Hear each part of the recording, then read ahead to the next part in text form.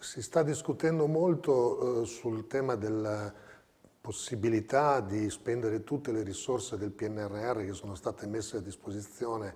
a livello europeo, perché in alcuni casi le progettazioni non sono pronte. Noi nel 2018 insieme all'Agenzia Interregionale per il Po avevamo predisposto un progetto sulla sicurezza degli argini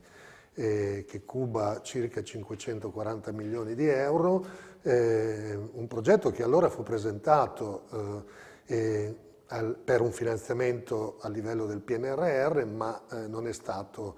al tempo finanziato. Questo progetto oggi è all'interno del repertorio Rendis, quindi di fatto è considerato una priorità assoluta riguardo ai temi della sicurezza del territorio e quindi siamo a riproporlo sperando che se rimangono delle risorse a disposizione, queste risorse potrebbero essere immediatamente impiegabili su un progetto che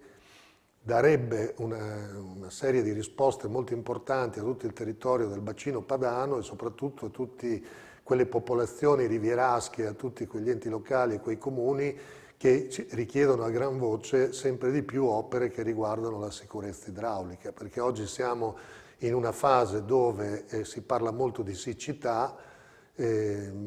ma poiché ci troviamo di fronte a una estremizzazione degli eventi meteorologici, il rischio poi di avere piogge che si manifestino in maniera abbondante in tempi brevi è molto forte e questo provocherebbe sicuramente dei problemi di sicurezza